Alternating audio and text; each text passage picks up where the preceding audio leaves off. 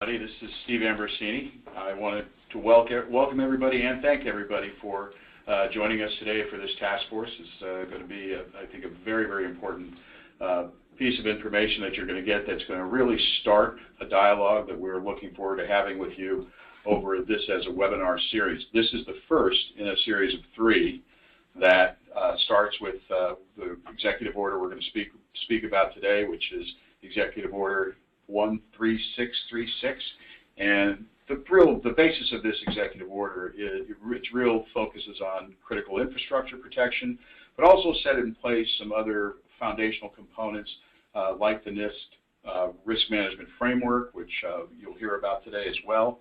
And then our next webinar will really track this as it's now the 636 was actually directed in February of 2013, and in February of 2015, 13691 was released, which has now taken it a step further to look at the idea of how we actually create really a structural dimension for being able to share threat indicator information across all sectors, including federal, state, local governments, as well as the private sector, and under the purpose that it's important for us to learn what we can from the patterns that these things indicate, and the ability to share it is critical.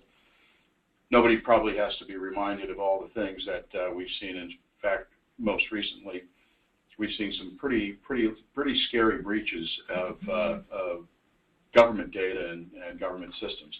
And then the last is going to be on identity credentialing and access management. It'll be the third segment.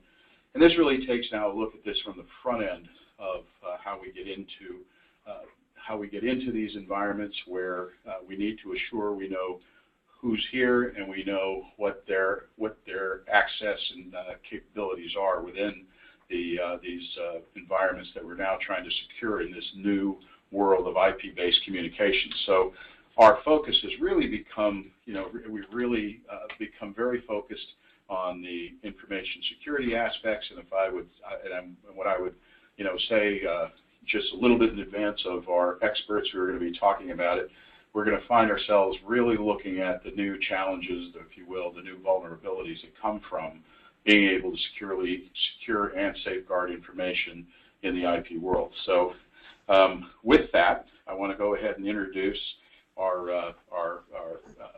the chair of the IJIS, what we call Cyber Safeguarding Task Force, and that's Jim Emerson. Jim is both a friend and longtime colleague. He's the Chief Operating Officer of the iThreat Cyber Group, and as I say, he's challenging, or excuse me, he will challenge you, by the way, but he is the chair. And Jim, turn it over to you. Thank you, Steve. Appreciate the kind words. Good afternoon, everyone. As Steve said, I'm chairing the task force, but for today, I'm your moderator, and we have an expert with us who I'll introduce momentarily.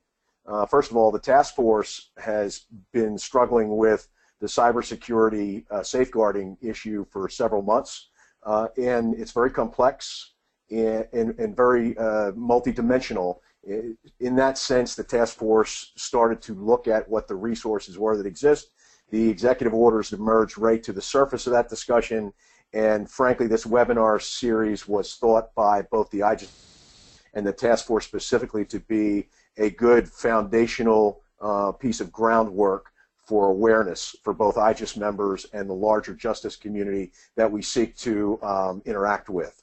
Now, depending on your level of expertise, you may choose to listen to one or more of the 3 webinars, today being the first, and Steve has already described the other 2. The second one, which focuses on Executive Order 13691, will be July the 9th, and we welcome you back. We think that these first 2 are inextricably linked to each other. The ability to effectively share information is entangled in your maturity as an InfoSec consumer, somebody who understands what's being shared and is better able to define your own needs. And so the task force emerging thought process is these need to accompany each other. And frankly, the third one, which will happen on August 20th on identity credentialing and access management, is probably the most significant initial security consideration we have to address when we're building on the groundwork of these first two webinars and trying to focus further on the role of identity credentialing and what it plays overall to the cybersecurity landscape. So it's the significance of policy, ensuring proper controls for security access, and understanding who you're dealing with and how they really credential, because by extension we have that argument about the weakest link in the chain, and information sharing is all about that chain. So back to our topic for today. Today's webinar is again on Executive Order 13636, Improving Critical Infrastructure for Cybersecurity. Obviously, the justice community and public safety overall is clearly critical infrastructure. Our presenter today is going to be Mike Alagna of Motorola Solutions. Mike is focused on Homeland Security, national security and strategic initiatives for emergency preparedness, public safety, and the intersection of emerging technology and policy. Mike leads Motorola's efforts to improve cybersecurity awareness. His recent collaboration with the National Institute of Standards and Technology in the development of the framework for improving critical infrastructure cybersecurity supports the goal to make cybersecurity a component of an overall risk management process, and he advocates about the application of this framework to help guide future efforts. So he is most appropriate to be our presenter today. In today's presentation, Mike will discuss increasing concerns over cyber threats that have made cybersecurity a policy priority. He's going to cover news about high-impact attacks of large enterprises and how that's become commonplace. He's going to talk about response to this growing threat by state, local, tribal, territorial governments, and how we're starting to develop and implement cybersecurity approaches to manage these risks. Mike will help explain for everyone the actual content of the Executive Order 13636, and he'll talk about the framework which was built cooperatively under the guidance of NIST and responding to that executive order. So the use of standards, policies, procedures enacted by nationally respected groups like NIST are, as the task force feels, a very good place for us to start in building towards where we really would like to move the security solution. Now, we want this webinar to be interactive, and we encourage you to ask questions or make comments during the presentation. You may use the control panel on your desktop or laptop to raise your hand. We will call on you to ask your question or make a comment. Your mic will be muted in the meantime until called upon so that we can actually control the audio portion of the webinar for everybody's benefit. And you also have an option, if you have a question you'd rather type into a chat window, to hit that chat window at any time and submit that question. We'll be watching those submissions, and as Mike moves along through his presentation, we'll insert those questions at the appropriate time as we can. So at this point, I'd like to turn it over to Mike Alagna from Motorola Solutions. Mike, we're really glad to have you. Thank you very much.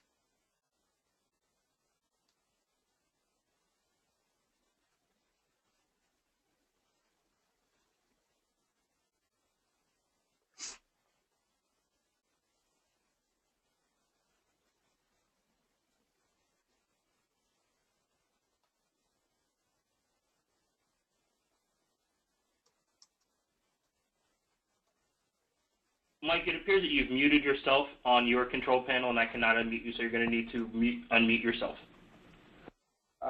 Apologize for that. Do you hear me now okay? You're great, Mike. All right, thanks. Sorry for that. So thanks for the introduction, Jim, and let me say right off, this is a complicated topic. Cybersecurity, executive orders, NIST frameworks. Let me admit right up front, this is complicated. It's complex. But I think we can get through this today, and we can simplify it, make it understandable, consumable, actionable, give you some ideas for things you could be doing. And the reason I say that is I've been doing this a while, and we actually, as a company, you know, we're very much involved in the development of this policy and the frameworks that came directly out of it. So we've taken a look at this as a company. We've worked with the process. We've gone through it. and I can give you some feedback on what that's like, firsthand. So I hope to be able to make this something you can grasp and get a hold of. And if you've got questions, ask straight out. That'd be great. So if you could go to the first slide.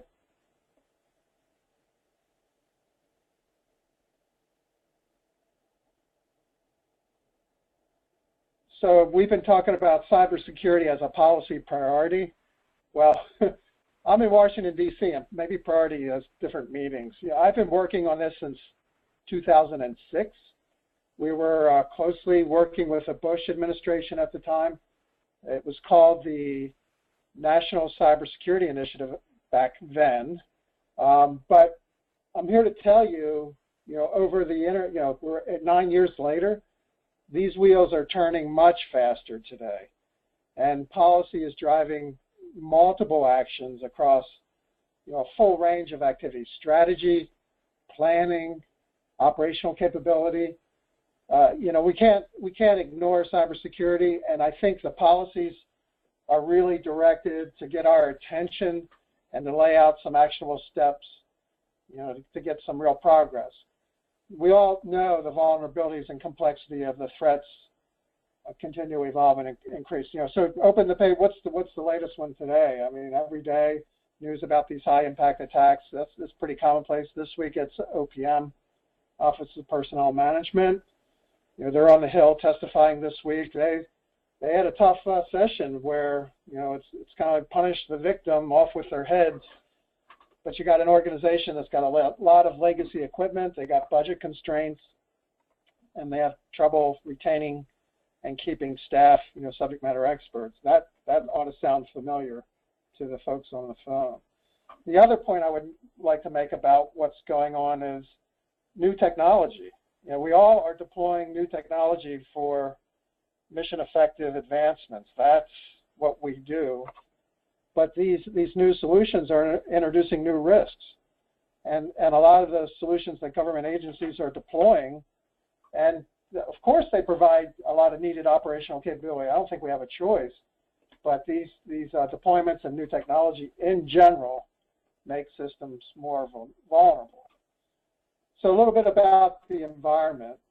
So when you take a look at what people are saying in this space, for example, states, they report reducing costs as their top goal, and that's followed by improving security.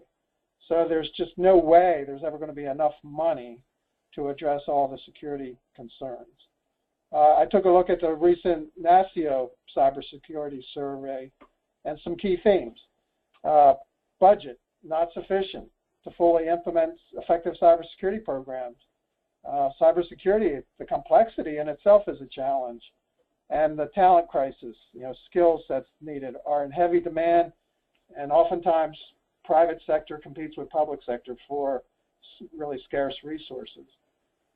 I recently attended the National Governors Association first ever Cybersecurity Summit, and their keynote said something along the lines that implementing policies and practices that will make state systems more secure, it's going to be iterative and a lengthy process. And many of the actions necessary to reduce vulnerabilities are going to require long-term structural improvements and really fundamentally business redesign. So you kind of got to think that maybe there's good reason these gears turn slowly. It's complicated, it's resource constrained, and the adversary and the threats are constantly evolving. And my own company experience, we've gone through this, and this is a tough game. So we know about the challenges. When we look at the thousands of systems that we've deployed, we have a security operations center based at our corporate headquarters. We monitor hundreds of public safety systems, and we've noted a pretty significant increase in recent attacks on government, public safety, and critical infrastructure systems. So this is something that maybe you don't pay close attention to it until it walks through your front door. I mean, I'm quoting a local sheriff. He wouldn't react to cybersecurity until it was actually, at his doorstep. Well, I'm trying to encourage maybe we get a little more proactive than that, and today's sessions to give you some background why that might be important. So we're going to talk about White House Executive Order 13636, and I think more importantly, the National Institutes and Standards efforts around creating a process. They call it a cybersecurity framework. So let's get into it. Next slide, please. So as you heard, the White House issued this executive order. There was also a presidential policy directive. These executive orders were issued to, I think, create, with holistic thinking. Let's just begin to have a dialogue about security and risk management. I think this was like a forcing function. And actually, the White House action, in large respect, was due to congressional inaction. There have been a lot of bills proposed over the past decade. There aren't many that have been passed, and there's no real kind of guiding light to make sense of this complicated problem and some recommendations. So I think the executive order is a good step. The important thing to note is that executive orders remain in effect, even if the administration should change in 2016. So it's going to require subsequent presidential action to change this executive order. So it's gaining ground. There's a fair amount of momentum around EO 13636, and specifically this voluntary cybersecurity framework that NIST developed. I was intimate with that process. They had workshops all over the country. There were 6 of them. I guess it's kudos, I'm not sure. I got the t-shirt. I went to all 6 workshops. We actually helped them develop this framework we're going to talk about here in a minute. So it's a consensus process. A lot of it was industry participation, but there were government folks there, state, local, tribal, territorial. So I think it's a real credit to NIST. I think NIST is very good at convening these kinds of process to get something that we can action out of it. The other things I would mention around the EO are there are separate activities to promote and incentivize adoption of the cybersecurity framework. Things like cybersecurity preparedness, planning, it's an allowable cost now, and it qualifies for grant funding for state locals. So funds can be used to invest in functions that support cybersecurity programs. That's new. I think that's an important development.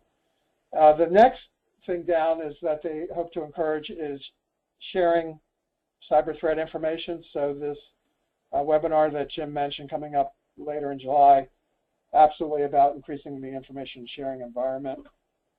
You'll note that there's a Presidential Policy Directive 21 here aimed at critical infrastructure security resilience. That kind of goes hand in glove with the executive order.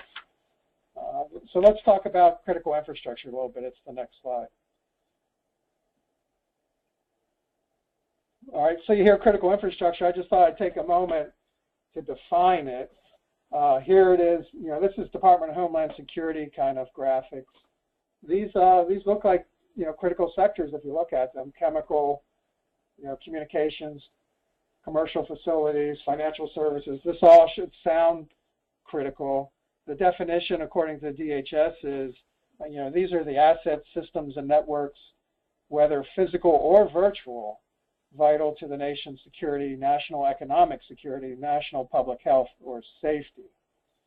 If you look at it from a IJIS perspective, critical infrastructure that folks here on this call are probably most associated with are things like emergency services, government facilities, healthcare and public health, and transportation. There may be others. I think it's important to note that 80+% of the critical infrastructure is in hands of the private sector. So this idea that the government can help, make policies to improve critical infrastructure has put in motion this public-private collaborative partnership. That might be an overused term, but as a representative of Motorola, I have firsthand experience participating with the U.S. government in critical infrastructure protection, and it does take folks sitting around the table and trying to figure this out. So next slide, please. So I mentioned the NIST That's the National Institute of Standards and Technology Cybersecurity Framework. They've laid out a pretty simple process. And this is in response to the complexity. You can get very complex on this. Let me fully admit that. But just to introduce this concept to you, they've laid it out in 5 really simple steps that you would need to take a look at, things to think about when you're developing a cybersecurity program. And you'll see them here. They're identify, protect, detect, respond, and recover. And that's kind of a, it might look linear here on the side, but I think of it more as a cycle.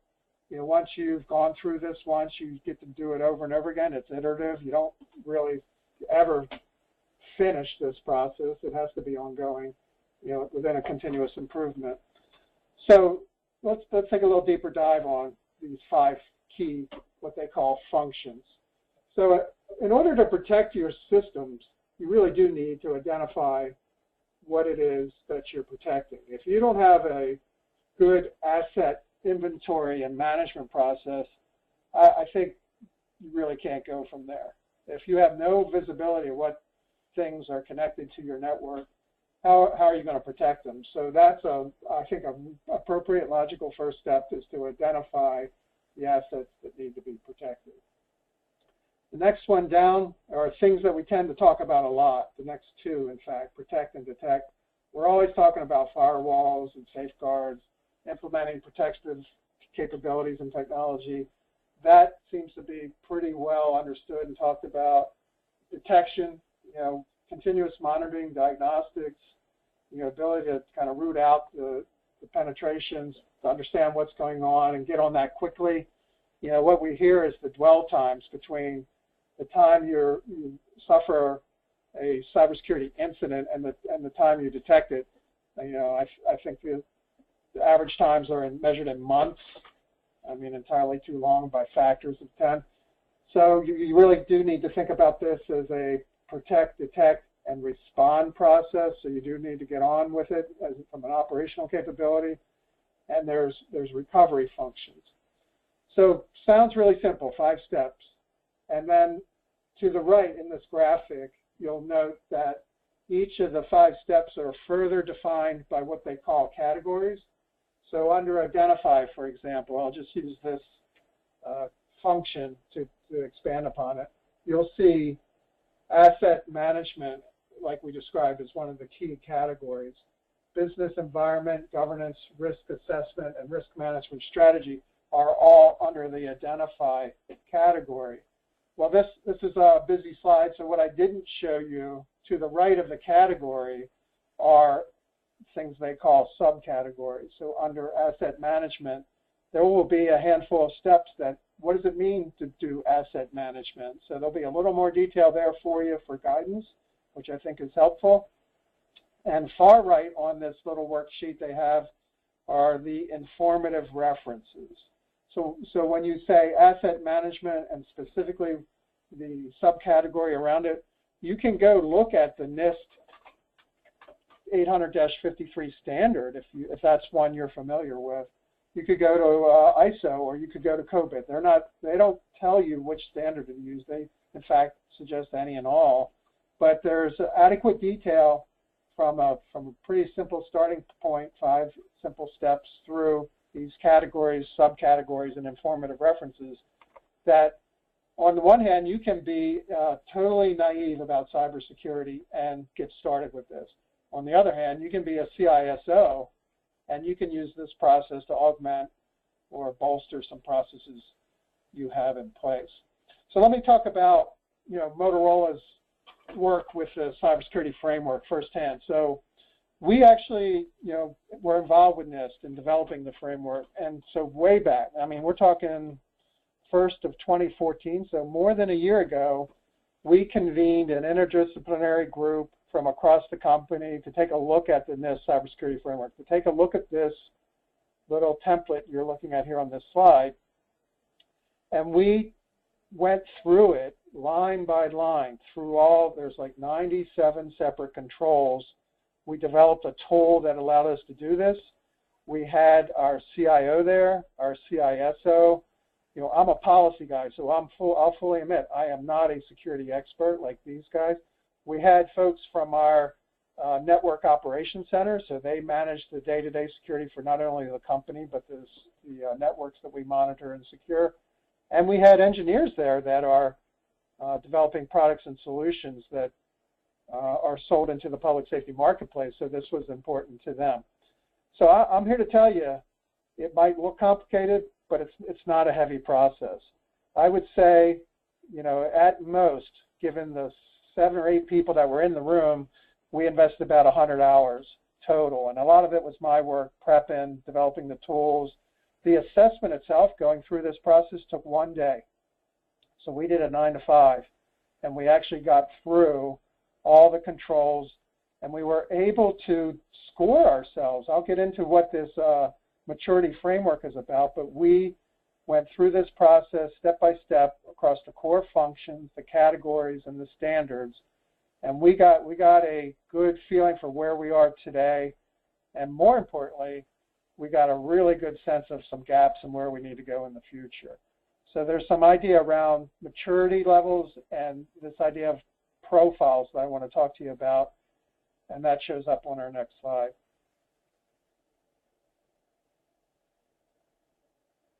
So included with that framework is something they call the maturity model.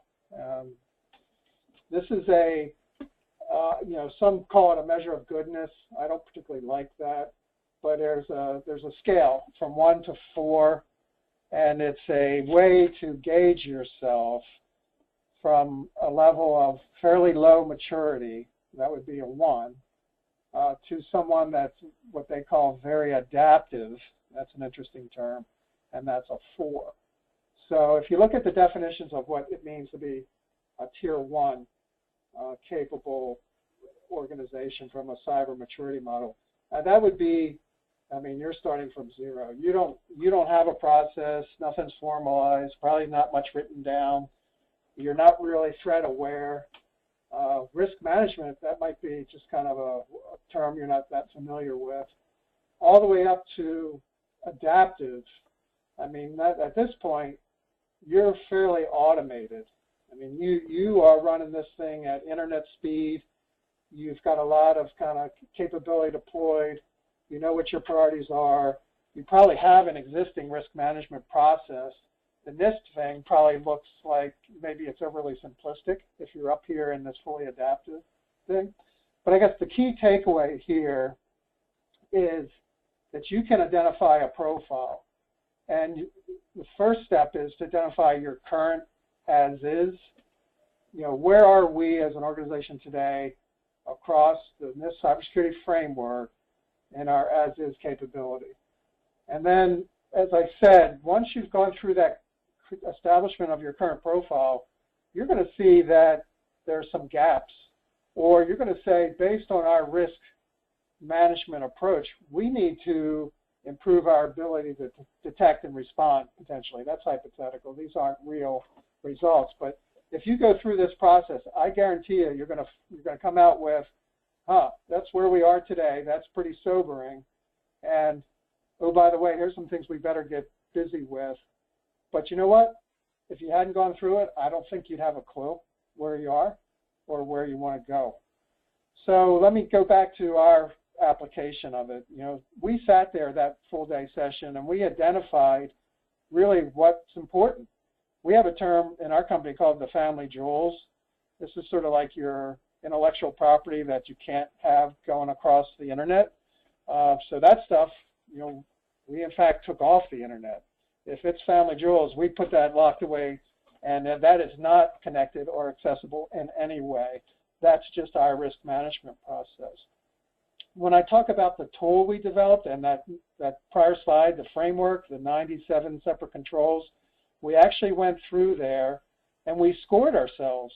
So we took a look at under the identify function and asset management. Take that one for example.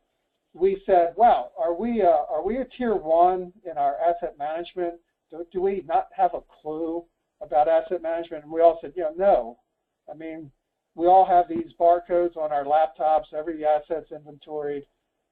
We know where they are. We know who owns them. We know how they're deployed.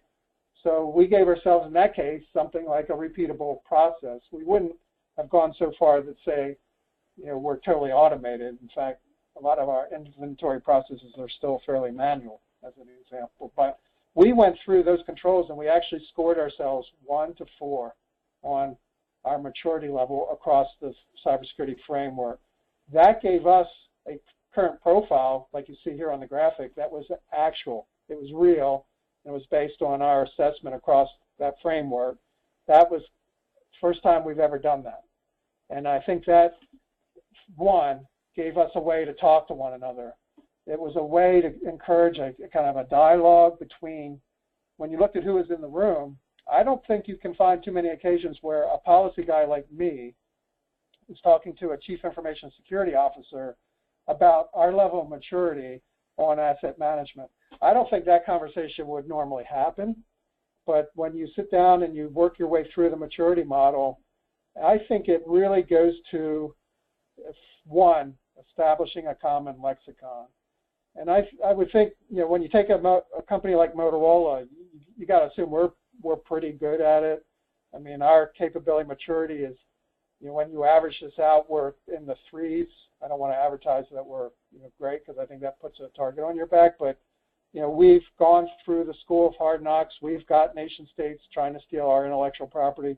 Well, we've had to up our game prior to sitting up there and going through the NIST framework. But I'd say that it gave us a way to talk about it internally at the operational level, to talk about it between the CIO's office and the board of directors and the leadership of the company. There was never any kind of really forcing function to allow that conversation to happen, other than a kind of a generalized risk management process. So I would say we're pretty good at it. But I would say that this process augments and doesn't replace what we've got going on. And I would also say that in many cases, you really can't justify spending the money to go from a tier 3 to a tier 4. This allows you to actually have that conversation. You say, well, we're probably good enough. There's probably no good reason to invest in being fully adaptive in an asset management process. We've got good control of it. So be it. But it allows you to make those decisions. The other thing it kind of highlighted was some unique capabilities around things like respond and recover. So what you'll find is, as you work this and you move from your current to where you want to be, your target profile, this should be state, we start taking a look at some things we need to do. And one that I would suggest you need to take a look at is transitioning from things like internal intelligence, external intelligence, like the latest, what's the latest IP address you got to worry about. So we used to depend heavily on external intelligence. We've had to go, inside. We've had to run internal intelligence. We got security protection protocols running inside, so there's a lot of intelligence and analysis running 24/7, and there's a lot of triage going inside. So in order to move up that maturity model, you got to deploy some capabilities that would be called adaptive. Things like, there's something we call the Superman event. If you've got compromised credentials, you got to know that, I'm based in Washington and I'm accessing the network at this moment. If like in the next instance, I started accessing this network from someplace else, like San Diego, for example, I'm not Superman. So the system knows that I can't go from here to there, and that's faster than a speeding bullet. So we start to take a look at some capabilities that are real-time and internalized. And so finally, I'd say that during this process, we identified some gaps. We looked at our current profile, and what we did was develop some action plans that kind of point us to that target profile, and that's what we're aiming at, our desired organization cybersecurity capability. Sounds complicated. There's some pretty nifty tools available. If you go to the NIST website, there's a lot there for you as far as frequently asked questions. And there will be, the toolkit that allows you to do the framework is there. It's in Excel. And so there's a lot of supporting capabilities and tools for you. It looks complicated, but I can tell you, we went through it, took a day, 7, 8 people in a room, about 100 hours total. Wasn't that big a deal. So something to think about. Maybe get your feet wet. Take a look at the cybersecurity framework, and this maturity model is a way of identifying some process to move forward. You want to take a look at the next slide?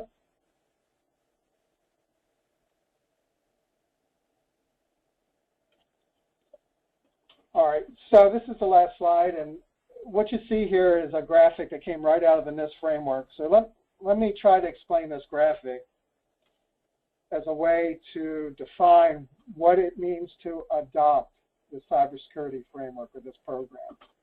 It's one thing to go through that framework process that I described that we did up in Schaumburg, Illinois, where we went through the controls, we scored our maturity level. That's really part of it. I mean, that's the nuts and bolts of it. But let's take a look, and I'll try to walk through this little diagram. You'll see 2 triangles, one sitting on top of the other. At the top triangle is the risk management process. And that starts really at the executive level. You have to have the company or the business or the organizational leadership sit up there and understand what's important. What are our priorities and what's the area of focus? So how do we do risk management, and what are the decisions that need to be made?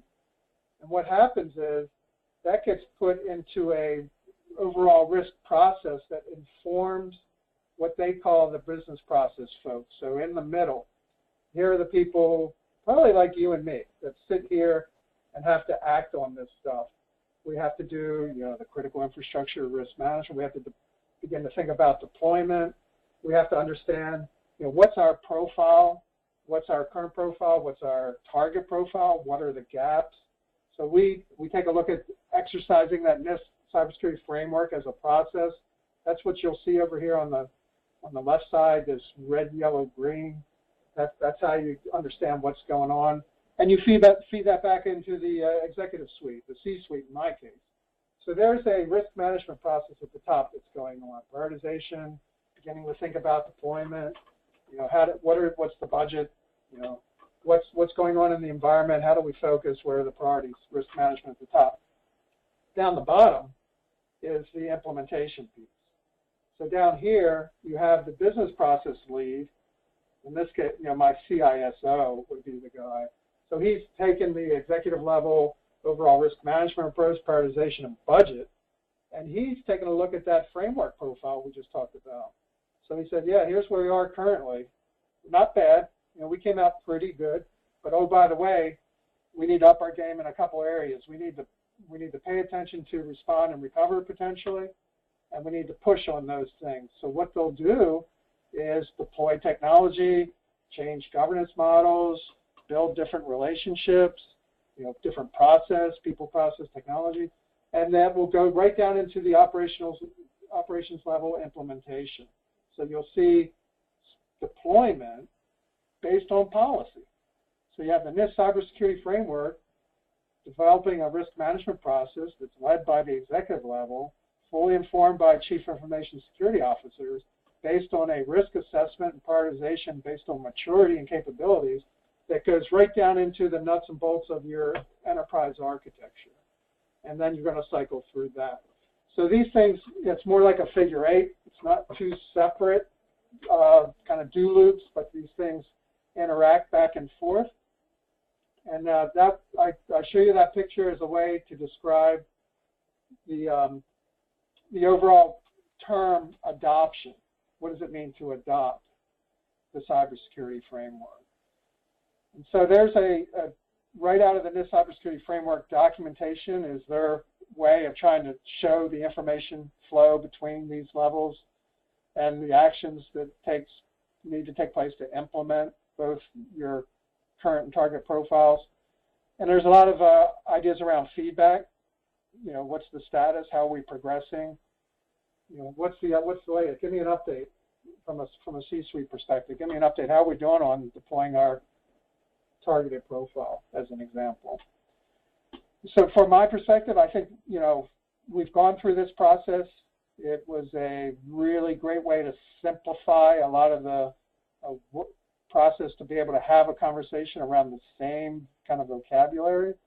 I've heard the NIST Cybersecurity Framework described as the Rosetta Stone for this effort that allows folks from really different backgrounds, different levels of expertise, different positions within the company to have a shared conversation based on the same fundamental truths, which I don't think that's happened before. So I would give kudos to NIST for making that conversation actionable. It also allows you to make some investment decisions. There's a lot of complexity around budget prioritization, and so why are you spending money on asset management when in fact your target profile says we need to be better and respond and recover, as an example. So I think it added a lot of clarity to that process.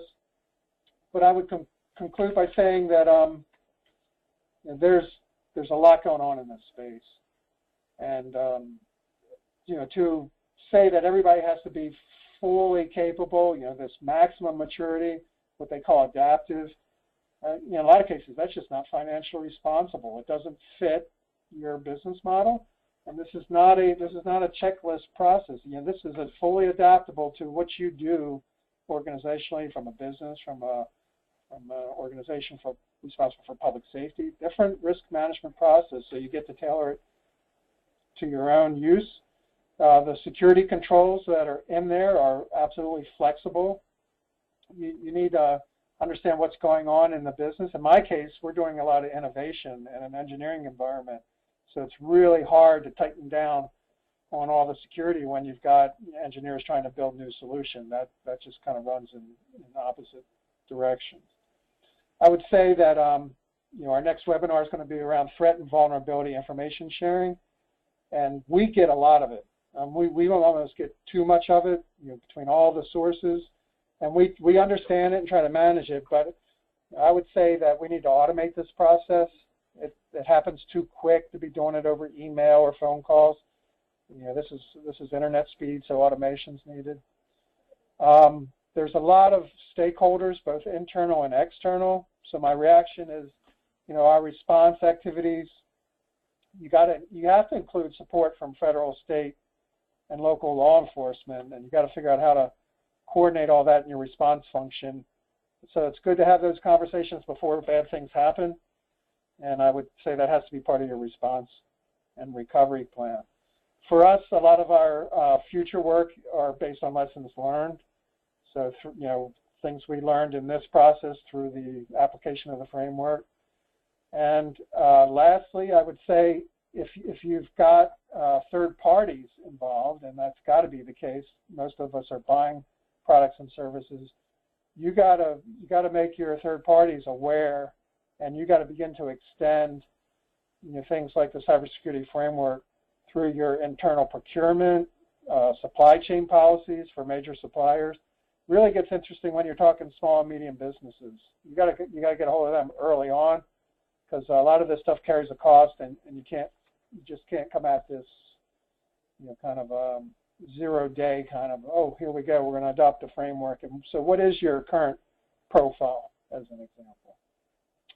Some concluding thoughts, and happy to take any questions.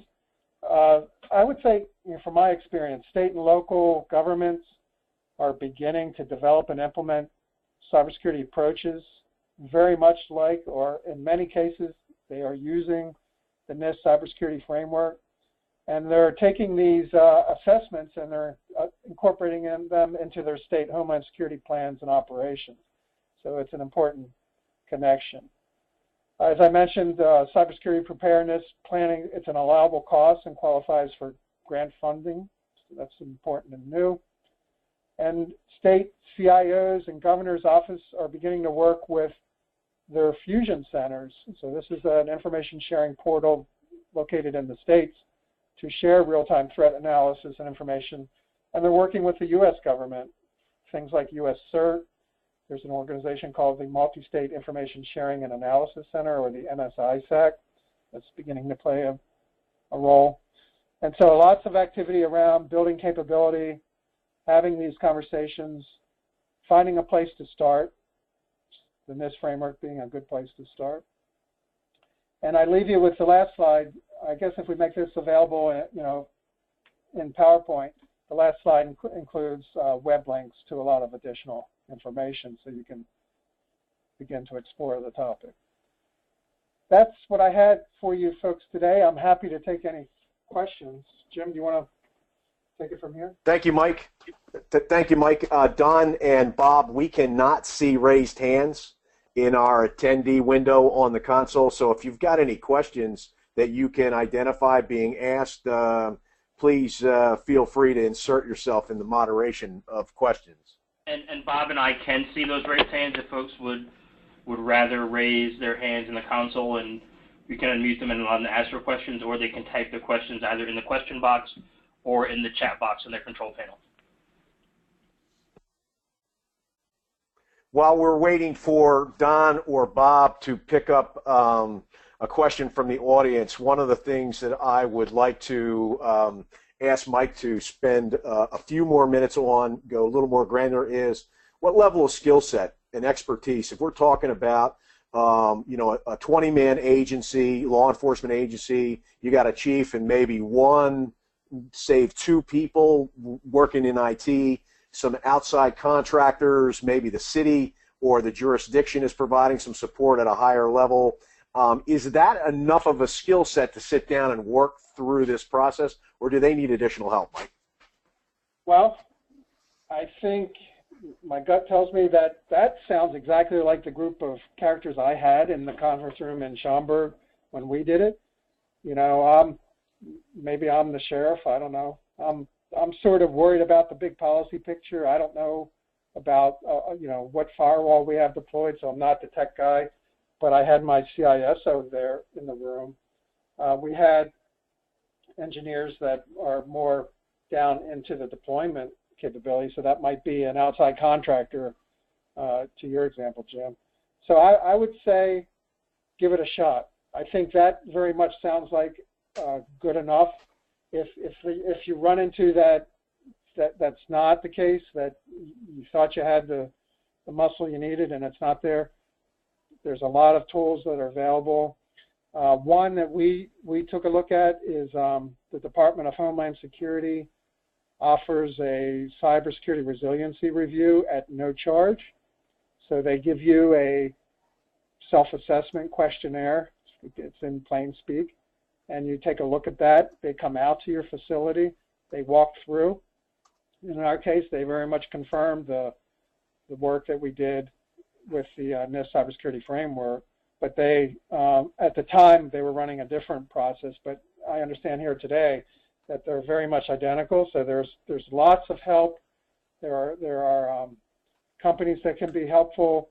There are organizations like the multi-state ISAC going to roll out a nationwide capability for smaller organizations to take a look at this planning and implementation process. I think Jim, I think that's where NIST thinks the issue lies.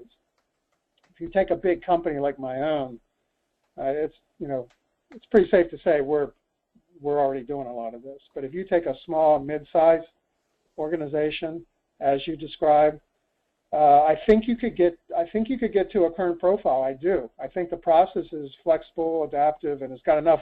If you've got the energy to kind of go through it, I think you could get there. But if not, I think you might want to consider outside resources for additional support. And many of these are available at no cost. Thanks, Mike. Don or Bob, do we have any audience questions? I'm not seeing right now any raised hands. There is one question asked about will the presentation be recorded. The presentation is being recorded, and it will be available hopefully in the next couple of days on our IJIS website. Thank you, Don. I will also ask a second question here. I came prepared.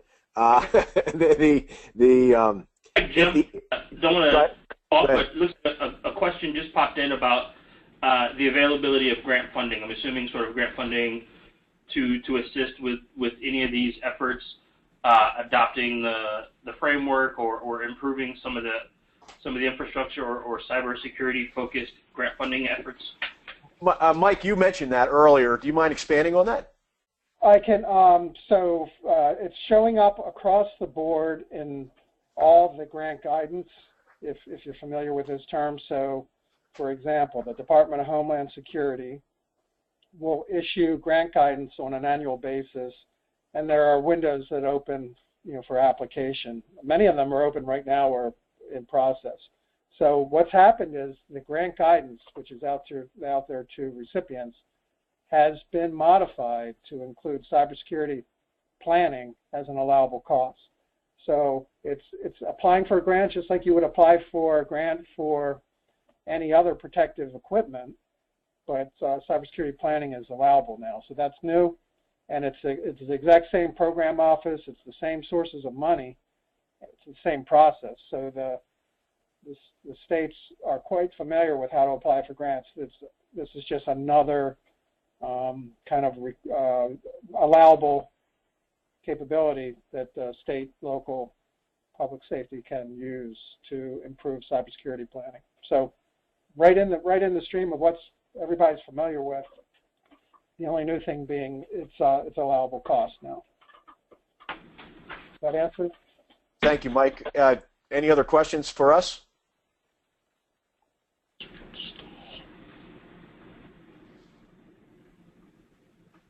No, I'm not seeing any other questions.